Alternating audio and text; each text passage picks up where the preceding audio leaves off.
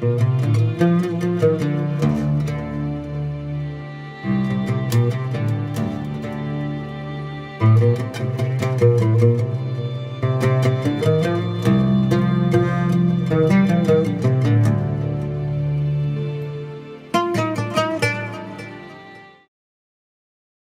warahmatullahi wabarakatuh.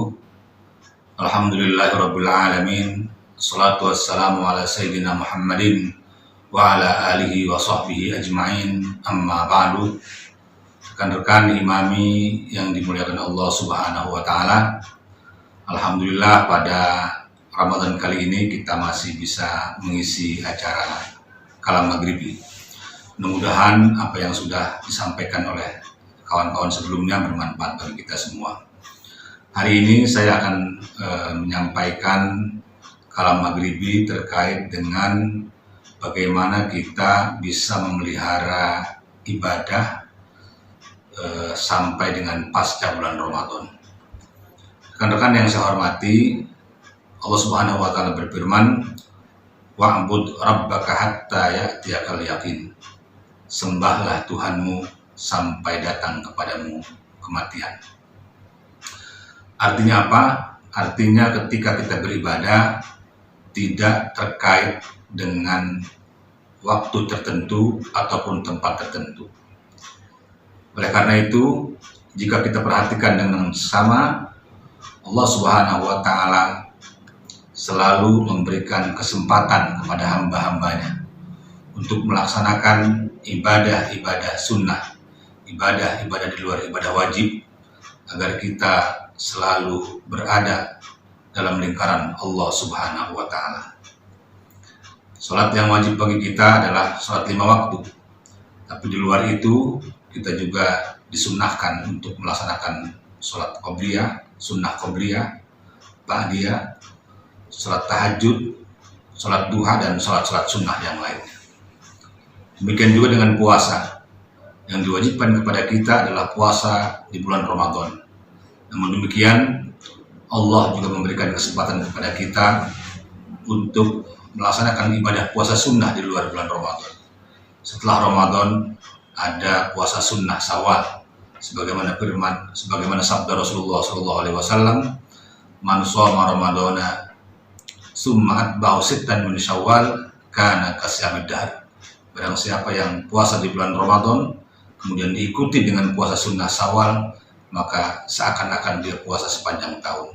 Ada juga puasa sunnah yang lainnya, puasa Senin Kemis, puasa Daud, puasa Ayyamul Bid. Begitu juga halnya dengan zakat. Kita diberikan kesempatan untuk berbagi di luar kewajiban kita membayar zakat seperti sedekah, infak, dan lain sebagainya. Artinya bahwa kesempatan kita untuk melaksanakan ibadah-ibadah sunnah itu konteksnya adalah agar kita istiqomah dalam menjalankan perintah agama, agar kita selalu berada dalam lingkaran Allah Subhanahu wa taala.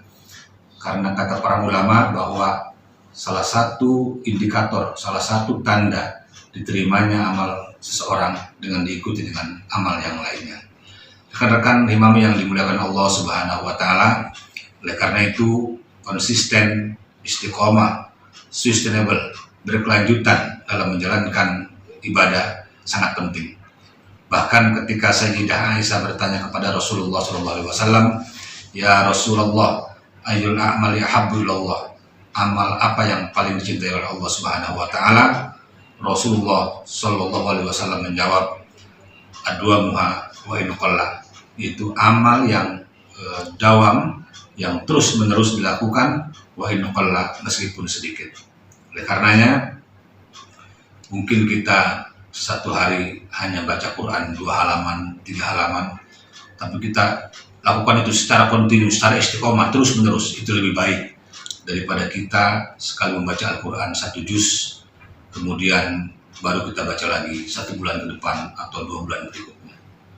Kita sholat tahajud mungkin hanya 4 rakaat atau 6 rakaat, tetapi itu rutin kita lakukan setiap malam. Itu lebih baik daripada kita sholat tahajud langsung 12 rakaat, tapi 2 minggu kemudian atau sebulan kemudian baru kita melaksanakannya lagi. Karena apa? Karena adua muha wa idukallah. Yang penting adalah istiqomah, terus menerus dalam melaksanakan kebaikan, meskipun itu kita lakukan tidak sedikit, tidak banyak, meskipun kita lakukan hanya sedikit. Rekan-rekan imam yang dimuliakan Allah Subhanahu wa Ta'ala, oleh karena itu di penghujung bulan Ramadan ini, mari kita tetap semangat untuk menjalankan ibadah puasa, dan kita terus pertahankan suasana ibadah yang kita lakukan di bulan Ramadan ini di bulan-bulan berikutnya. Karena tadi sesungguhnya tidak ada kaitan ketika kita beribadah, jangan sampai terjebak oleh momentum tertentu, oleh tempat tertentu. Kita diperintahkan untuk beribadah kepada Allah Subhanahu wa Ta'ala sebagaimana firman yang tadi saya kutip di atas di awal yang saya sampaikan ini, wa'bud rabbaka hatta ya'tiyakal yakin, sembahlah Tuhanmu sampai datang kepada kamu al-yakin wal maut. Terakhir saya ingin mengungkapkan atau menyampaikan satu riwayat terkait dengan bahwa amal perbuatan itu yang dihitung adalah kualitasnya, bukan cuma kuantitasnya. Dalam sebuah riwayat disebutkan bahwa Allah Subhanahu wa Ta'ala menyimpan 3 hal dalam 3 hal. Akhfa salasan fi salas. Akhfa ridahu fi ta'atih. Yang pertama, Allah Subhanahu wa Ta'ala menyimpan ridhonya dalam ketaatan kepadanya. Fala tahtaqiranna ta'atamma. Oleh karena itu jangan pernah menyepelekan ketaatan sekecil apapun. Ada orang yang melakukan perbuatan yang mungkin kelihatannya sepele, hanya memberikan air kepada seekor anjing yang kehausan, yang diberikan hanya air, dan binatang yang ditolong adalah anjing. Tapi saat itu dia melakukannya dengan penuh keikhlasan, dan saat itu datang ridho Allah Subhanahu wa Ta'ala sehingga ia kelak dimasukkan ke surganya. Yang kedua, akhfa wadabahu fi ma'siyati. Allah Subhanahu wa Ta'ala menyembunyikan murkanya dalam hal kemaksiatan kepadanya. Fala tahtaqiranna maksiatan. Jangan pernah menyepelekan maksiat sekecil apapun. Ada orang yang mengurung seekor kucing, membiarkannya tidak makan dan minum sampai mati.